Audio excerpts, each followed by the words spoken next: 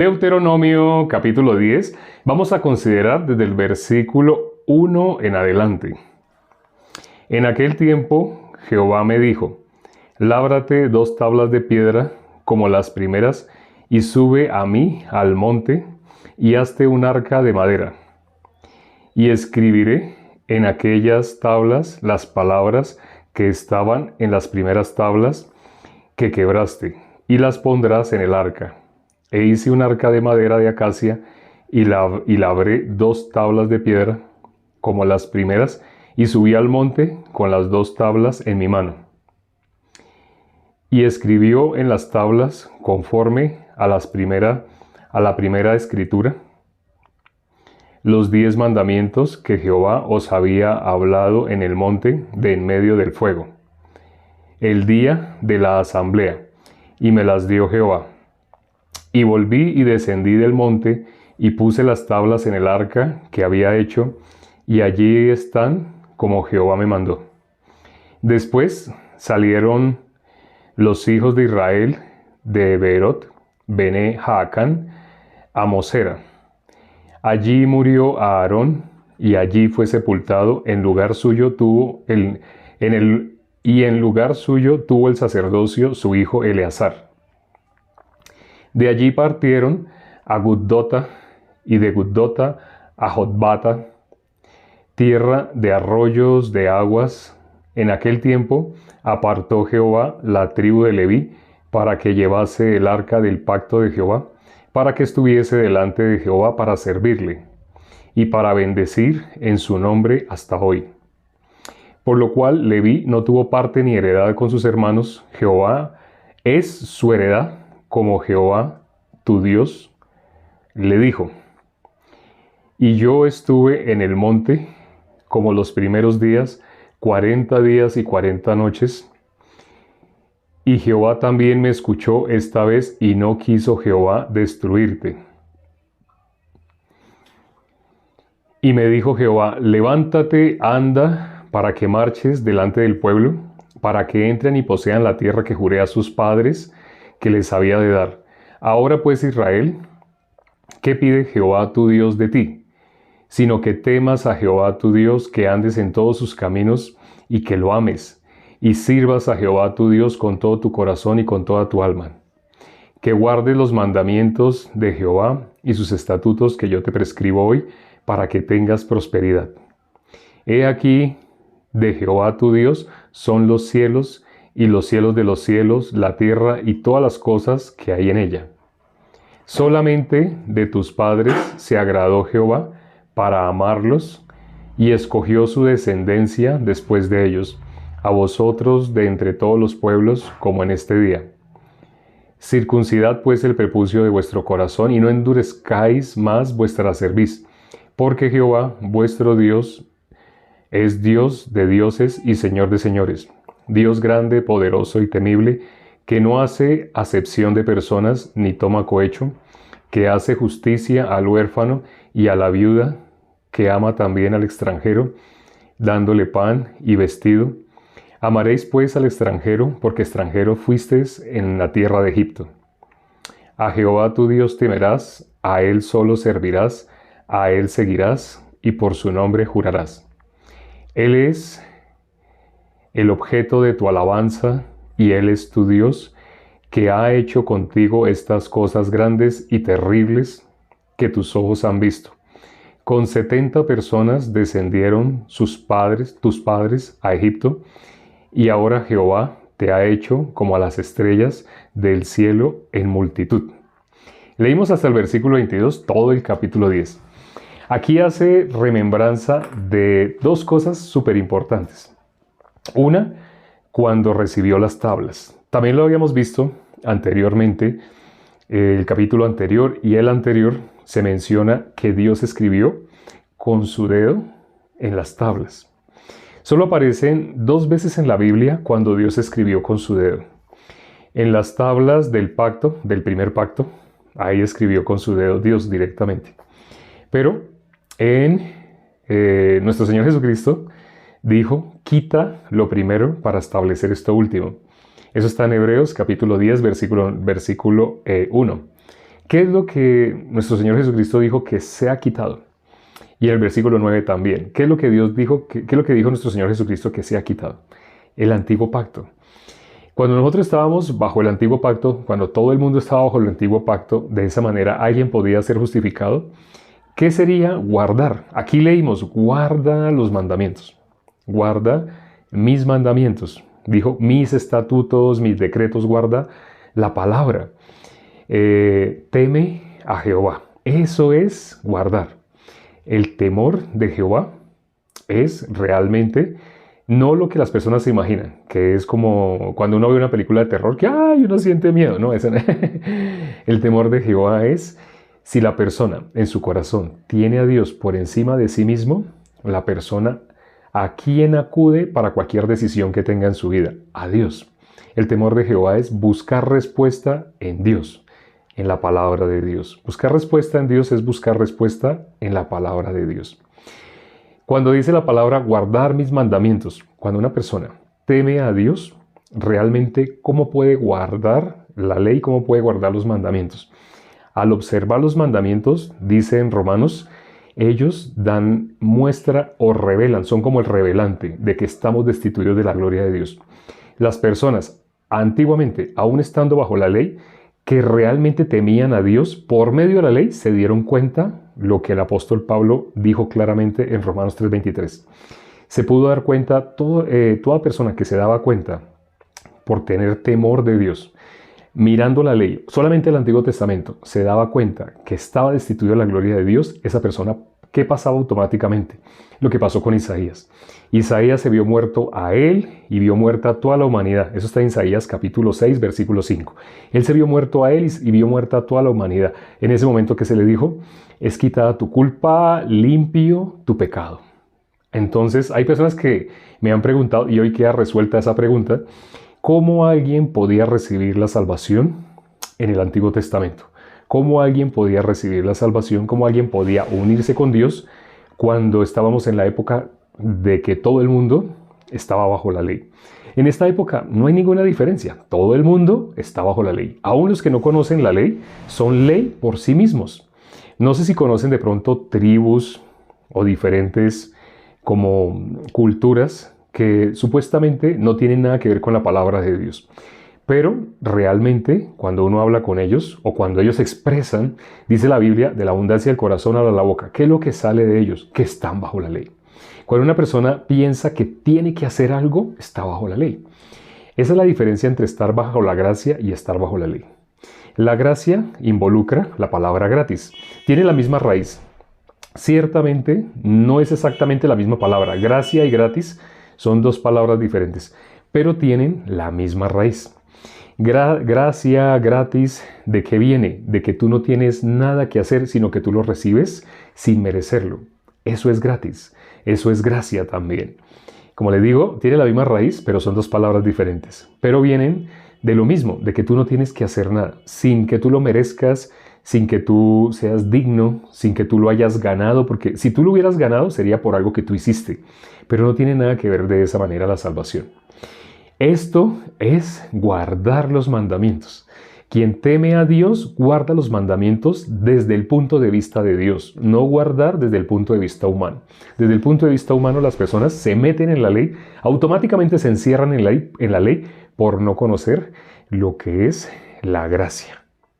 Hoy, como se dieron cuenta, tuvimos por primera vez el testimonio de algunos de los hermanos que ya han recibido la salvación. Entonces, bueno, excelente, vamos a poder escuchar testimonios. Hoy vamos a la hermana Sandra. Hola, soy Sandra Contreras. Mi testimonio, soy de Monterrey, Nuevo León, México. Empecé a escuchar los en vivos porque mi esposo los vio primero y me comentó. Y yo también los empecé a escuchar y me gustó mucho porque te explican la verdad. Yo nunca había escuchado la palabra de esta manera, como te abren a la realidad de lo que es la palabra, porque uno la conocía más a través de las obras, pero no como es por la gracia, y como es al principio, uno al principio te sientes pues que duele, ¿verdad? Porque la palabra, la verdad de Dios, es así, duele al principio, pero conforme va pasando el tiempo y uno persevera y sigues escuchando, porque la fe entra por el oír, vas conociendo la palabra y te das cuenta que todo lo que te dice la palabra es el reflejo de uno mismo, que estás destituido de la palabra de Dios porque no conoces la verdad. Y cuando mencionaste lo del buen samaritano, que cómo pasaron, primero que lo golpearon los ladrones, y luego que pasó el levita y pasó el sacerdote, y ninguno tuvo la misericordia de ayudarlo, hasta que apareció nuestro Señor Jesucristo, y Él sí tuvo la misericordia de ayudarlo, y que es cuando se ve uno que está medio muerto y que uno está destituido, como cuando Adán también comió del fruto del árbol de la ciencia del bien y el mal, y cuando nuestro Señor Jesucristo le pregunta ¿dónde estás? Y que Él no se vio muerto, más se vio desnudo. Ahí fue cuando yo fui también dándome cuenta de que era una persona que estaba muerta espiritualmente, que no tenía el amor, la fe, la paciencia, y lo fui escuchando con los en vivo, aunque yo ya tenía conocimiento de la Biblia porque era cristiana y me había bautizado, pero todavía me faltaba mucho por reconocer y darme cuenta que en realidad estaba muerta antes de saber la verdad a través de la gracia. Y que la voluntad de nuestro Padre es que todo aquel que cree y vea al Hijo tenga vida eterna. Y así, poco a poco compartir el Evangelio con mi familia. Hace poquito fuimos a San Luis Potosí, fuimos por carretera y regresamos, y fue un viaje muy padre porque pudimos compartirle mi esposo y yo a mi mamá el Evangelio. Y luego nos tocó de regreso un viaje un poco entre retenes y un poco de lluvia. Escuchamos el en vivo en la carretera, y casi lo que le compartimos nosotros a mi mamá. Después en el en vivo, con lo que tú estuviste platicando, eran muchas frases y palabras lo que también le pudimos compartir, y estuvo muy padre el en vivo. Aunque también mi mamá todavía es renuente porque ella, es católica, pero gloria a Dios porque pudimos compartirle el Evangelio, y espero que algún día, o perseverando, como has mencionado, que primero se debe de ganar el corazón de las personas, también ella logre conocer la verdad, así como mi hermana, que también le hemos compartido a ella, a mi papá, a mi sobrino, casi a todos en mi familia. Vamos tratando ahí de compartirles el Evangelio cada vez que podemos, y a otras personas, y ese pues hasta ahorita es mi testimonio, y que le doy la gloria a Dios y toda la misericordia, porque puedo estar aquí en estos en vivos y conocer la palabra, igual que todos los hermanos que están todos los días perseverando. Gloria a Dios, Sandra, gracias. Gracias, al contrario. Escuchamos el testimonio de dos esposos que recibieron la salvación a través de estas redes sociales, a través de TikTok, de escuchar el Evangelio a través de TikTok. Y fue muy bonito el testimonio de la hermana Sandra. No sé si ya estará conectada con la iglesia, eso sí no le alcancé a preguntar, pero sí sería importante allá en México también, si puede dar el testimonio en la iglesia, también sería como muy importante para todos los hermanos. Todo el que escucha el testimonio recibe fuerza en el corazón y se da cuenta, yo también estuve en una iglesia, o estuve en varias iglesias, pero lo que dijo Sandra, ya ustedes lo oyeron. Ahora, el segundo tema que vimos aquí importante en el capítulo 10 es ¿dónde dijo Dios que se guardara las tablas. Y dijo, ahí han estado hasta hoy. Hoy lo leímos, ahí han estado hasta hoy. ¿Dónde dijo que se guardaran las tablas? Dijo que se guardaran en el arca. Al principio, cuando Dios ordenó la construcción del arca, quienes han visto los videos del tabernáculo, hablamos específicamente sobre el arca del testimonio. El nombre inicial que tenía era el arca del testimonio. Después se llamó el arca del pacto, el arca de Jehová. Pero el primer nombre, arca del testimonio. Entonces, ¿por qué arca del testimonio? Porque allí, cuando se le dio el nombre de arca del testimonio, allí Dios iba a decir qué es lo que se tenía que guardar. Una de las cosas que se tenía que guardar, 3 cosas se tenían que guardar. Una de ellas, las tablas del pacto, del primer pacto.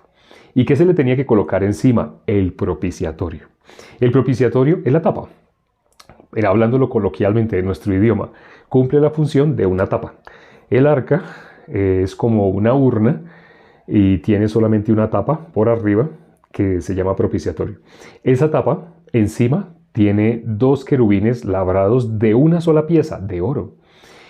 Son labrados totalmente, labrados. Y esos 2 querubines están uniendo sus alas y están mirando hacia el propiciatorio, están mirando hacia abajo.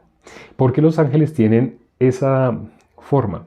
¿Por qué están así, uniendo sus alas? ¿Por qué están mirando hacia el propiciatorio? Porque Dios, ¿qué es lo que quería que hicieran? ¿Qué es lo que hacía, por ejemplo, el ángel cuando leímos en Números? Leímos lo que pasó con Balaam, el profeta, y lo que pasó con Balac, el rey de Moab. El rey de Moab quería que maldijera al pueblo de Israel. Pero Balaam decía, yo no puedo maldecir al que Dios no maldijo. De ninguna manera, ¿cómo execraré a quien Dios no ha execrado? Eso lo leímos y hasta hicimos un video cortito en TikTok sobre este tema. ¿Cómo él iba a maldecir a quien Dios no había maldecido? Entonces, en esta ocasión vimos que un asna habló al profeta Balaam. Dios le dio sensibilidad al asna, pero era una sensibilidad que no alcanzaba a tener el hombre, no alcanzaba a tener el profeta de Dios, hasta que Dios le abrió los ojos para que viera al ángel. Y el ángel le dio testimonio de que lo iba a destruir. El ángel lo iba a destruir, ¿por qué? Por cuanto él había sido rebelde a la palabra de Dios. Él iba en pos de su deseo. A él le nombraron plata y él quiso, vamos a ver si Dios se arrepiente, vamos a ver si Dios cambió, así, como si Dios fuera hombre. Pero Dios le dijo, bueno, ve. Y cuando él iba, ahí mismo mandó el ángel. ¿El ángel qué función tiene? Evitar que pase cierto límite. El ángel tiene la función, dice la palabra, que son espíritus ministradores al servicio de los que han de heredar el reino. Entonces nosotros sabemos, los ángeles están aparentemente, como podemos ver, tienen más fuerza que nosotros, ¿no? Pero Dios puso los ángeles al servicio de nosotros. En el caso de Pedro, en el caso de los discípulos, ellos estaban en el camino hablando sobre quién de ellos era mayor. ¿Y qué dice la palabra? ¿Qué dijo nuestro Señor Jesucristo? El que quiera ser el mayor, ¿qué es lo que tiene que hacer? Será el postrero. El que quiera ser el primero, será el postrero. No dijo, tiene que ser el postrero, no. El que quiere ser el primero, será el postrero y será el servidor de todos. Así dice. ¿Quién? El que quiere, el que tiene su corazón de ser el primero. ¿Quién es el primero entonces? Según la Biblia, Dios. Pero nuestro Señor Jesucristo nos vino a dar un ejemplo. Él vino no a ser servido, sino a servir. Por eso, los ángeles que aparecen ahí, encima del propiciatorio, ¿qué están haciendo? ¿Por qué están guardando celosamente lo que está dentro del arca del testimonio? Las tablas del primer pacto. El hombre, ¿por qué están guardadas y por qué el ángel las está cubriendo? Porque el hombre no debe fijar su vista en el antiguo pacto, sino en el nuevo pacto. El hombre que fija su vista, su mirada en el antiguo pacto, esa persona ya no puede de ninguna manera ver a Dios. ¿Y dónde dijo Dios que se iba a manifestar? Quienes han visto los videos completos del tabernáculo ya saben. ¿Dónde dijo Dios que se iba a manifestar? Estando el tabernáculo. Bueno, vamos a hacer el examen, vamos a hacer la evaluación. Casi todos los que están acá vieron los videos del tabernáculo. Por lo menos el 80% de quienes están el día de hoy vieron los videos del tabernáculo. Entonces hago la pregunta. ¿Dónde dijo Dios que se iba a manifestar? Cuando dijo que se hiciera el arca del pacto, cuando dijo que se hiciera el arca del testimonio y que se colocara el propiciatorio, Dios dijo que se iba a manifestar ¿en qué parte del tabernáculo? De sobre el propiciatorio. Excelente, Umi-chan. Sí supo. Sobre el propiciatorio, en medio de los querubines. Completaron. Entre Ari, Umi y Juan. Completaron. Bueno, Moni también, Nelly también. Sí, dijo que se iba a manifestar en medio de los ángeles de sobre el propiciatorio. De allí me manifestaré a ti. Ahora, los ángeles, ¿qué es lo que están guardando? Lo que está ahí para testimonio. Por eso el nombre que tenía es el arca del testimonio. Los ángeles están guardando el testimonio. No para que el ser humano se fije en el testimonio, sino eso es testimonio del corazón del hombre, de lo que hay en el corazón del hombre. Por eso se tuvo que dar la ley. La persona que tenía temor de Dios, esa persona, ¿dónde buscaba respuesta? En Dios, en la palabra de Dios. Al buscar en la palabra de Dios iba a resultar como Isaías, recibiendo la salvación. Aún estando en esa época, cuando faltaban siglos para que naciera nuestro Señor Jesucristo y muriera por todos nosotros. Como dice de Abraham, él lo vio. ¿Cómo Abraham hizo para ver lo que iba a ser nuestro Señor Jesucristo? Por fe él logró ver. Lo dice nuestro Señor Jesucristo en Juan capítulo 8. Dijo que Abraham se gozaría de ver mi día, y lo vio y se gozó. Él lo vio. ¿Cómo una persona puede ver que nuestro Señor Jesucristo llevó todos nuestros pecados aún antes de que nuestro Señor Jesucristo naciera? Porque está retratado en todo el Antiguo Testamento. Todo el Antiguo Testamento da testimonio de lo que iba a ser nuestro Señor Jesucristo. Cuando ya vemos el Nuevo Testamento, realmente estamos viendo la realización de lo que está profetizado en el Antiguo. Hoy precisamente alguien me estaba preguntando sobre Jeremías capítulo 6. Me estaba haciendo una pregunta sobre cómo hay versículos que parecía que estuviera describiendo a nuestro Señor Jesucristo. Incluso describe cuando sus hermanos no iban a creer en Él. Y me dice, esto no lo está diciendo de Jeremías, lo está diciendo de nuestro Señor Jesucristo, porque Jeremías no se habla en la Biblia de que tenía hermanos. Así me hizo la pregunta. Precisamente sí, es profecía. Todo lo que está escrito en el Antiguo Testamento, dijo nuestro Señor Jesucristo, era necesario que se cumpliera todo lo que está escrito de mí. Si se iba a cumplir todo lo que está escrito de nuestro Señor Jesucristo en el Antiguo Testamento, quiere decir que el Evangelio está ahí, está plasmado.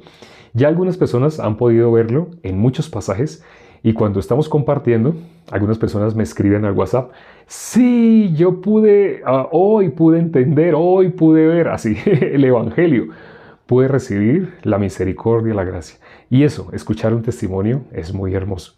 Entonces, quienes quieran, de pronto, participar dando testimonios, me escriben al WhatsApp y claro, cuando estemos compartiendo, tendría que estar pendiente de las tarjetas al principio para poder darle entrar. O en caso de que no, pues le daré a más de uno en el momento que me aparezca la tarjeta. Solamente prepárense, prepárense para poder dar el testimonio. No es difícil, por ejemplo, me acaba de aparecer una tarjeta.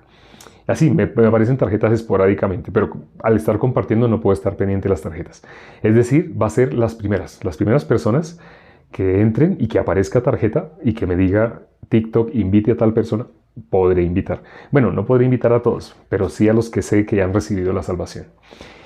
Ahora, ya para finalizar, vamos a mirar el versículo 10. ¿Qué dice el versículo 10? ¿Qué sucedió? Vamos a leer el versículo 10. Dice el versículo 10. El 9. Por lo cual Leví no tuvo parte ni heredad con sus hermanos. Jehová es su heredad, como Jehová tu Dios le dijo. Ese es el tercer tema que aparece acá, que es muy importante y no podemos dejar de resaltarlo. Varias veces hemos nombrado que Leví no tuvo heredad como las demás tribus. Leví fue el único al que Dios no le dijo desde este río hasta este otro río y por el norte desde acá hasta acá. Dios no le dio así heredad, sino Dios a Leví. ¿Cuál fue la heredad que le dio? Aquí dice, lo leímos en el versículo 9. Por lo cual Leví no tuvo parte ni heredad con sus hermanos. Pero ahí viene lo más importante. Jehová es su heredad.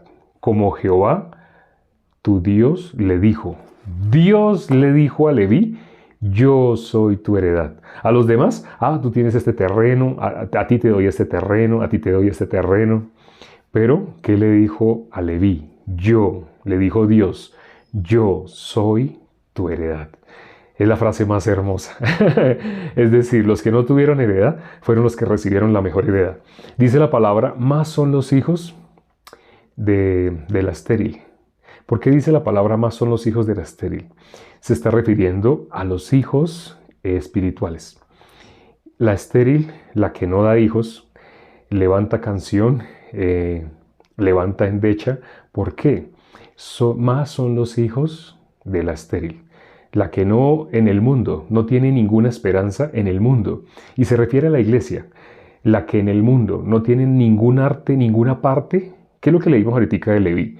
¿Leví tenía alguna heredad en el mundo? No, Leví no tuvo heredad en el mundo. ¿Cuál fue la heredad de Leví? Yo, Jehová, soy tu heredad, dijo Dios. Asimismo, ¿cuál es la estéril? La iglesia.